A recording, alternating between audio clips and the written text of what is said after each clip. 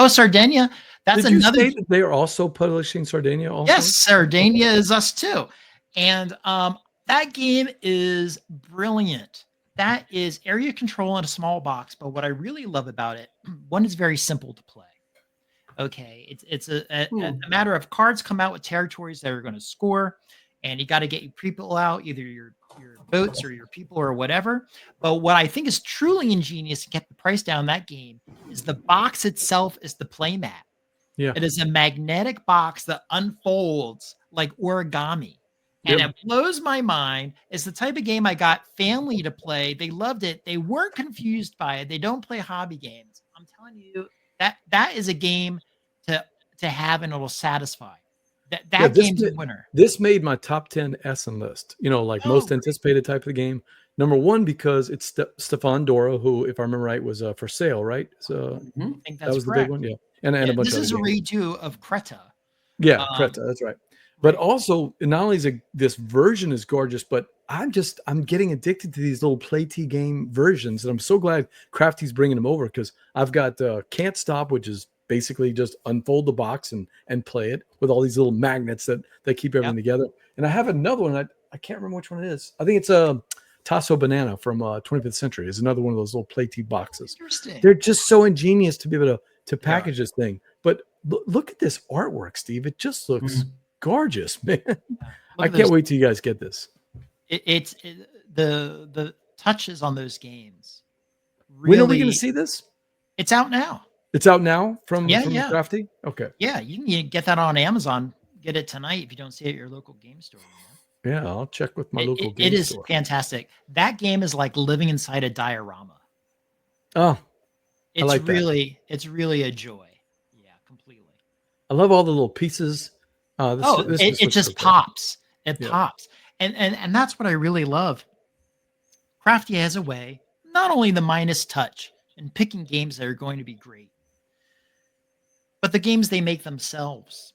It elevates beyond the game experience, and it becomes that third dimension. You could call it like I don't want to call it the bling factor necessarily, because sometimes that can be equated to fluff, right? Bling factor, right? Yeah. But it's the intent. It's the umami.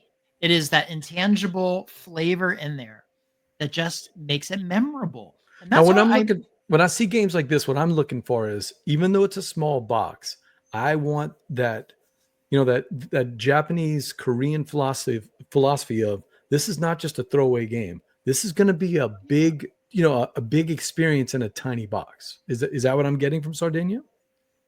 Well, so when you say a big experience, I'll frame it this way. I have almost all heavy Euros on my shelf. Right. And so many of them require me to go back to the rule book for every itty bitty little thing. Yeah. I don't even want to play it. I can't even, if I don't play that game every week, I forget half the rules. Yeah.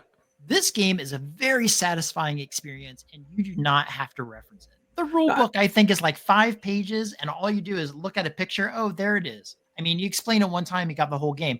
So while it's small, the gameplay is incredibly satisfying. It's not nearly as complicated as some big box game with 2 rule books. I remember when I got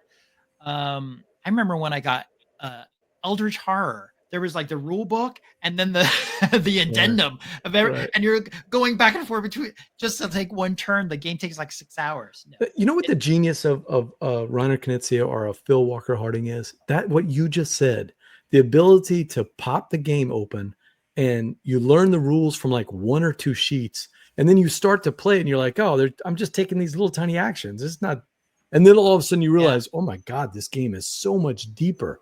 It's like with less rules, and yet it's deeper, Steve. You know what I mean? Yeah. Giving you that space to work too is a wonderful thing when it's not overly, burdened, by what has been.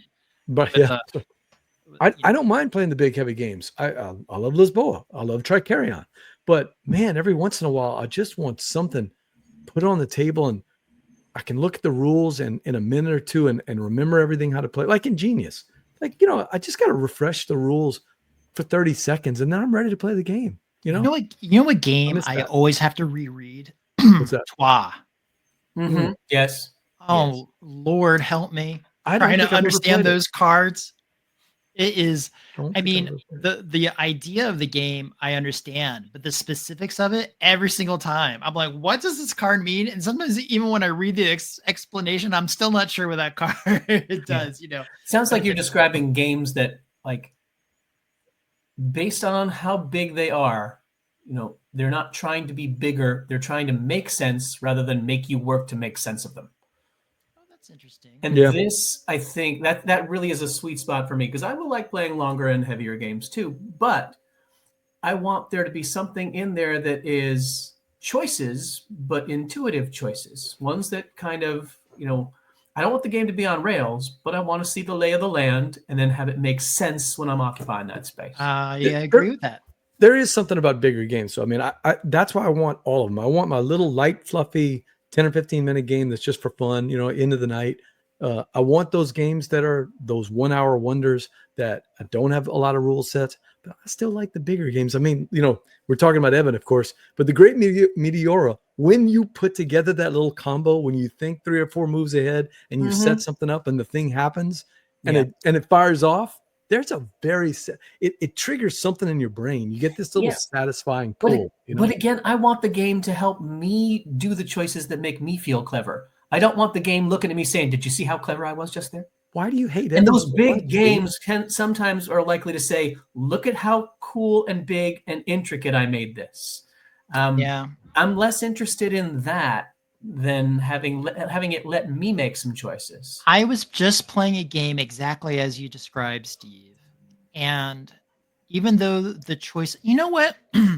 I'll bring up another game, kind of like to what you're talking about. But I was just thinking about a game that had those play decisions like you described. It was heavy. It took a lot of thought, but I was playing to the game. Yes. I was the participant in its world. I wasn't experiencing it. You know, it wasn't me in the game. It was me playing to the game. And I felt secondary to it. And, you know, whatever that might be. I'm going to throw another game under the bus here, though. Go for it. You know what game a lot of people love? Ethnos, which just had a second reprint. And I will tell you, when I played that game. Tread carefully, young man. Tread carefully here. You know. Speak your truth. Speak your truth. I was playing. Yes, my truth. It was full player count, which I think was 6 people. It was in a crowded game store. I couldn't quite tell what was happening. Kind of making it from across the table. 6 people, and I still finished in the top 3. I might have even been second. I didn't know what was happening, and it felt to me in that game like that game was too. If I can not know what I'm doing and still come that high, there's too much outside of my control. You know. Yeah. Now, no, you're talking BJ's language here with that. Yeah, not knowing what you're doing. And still okay. Well, I've had games like that.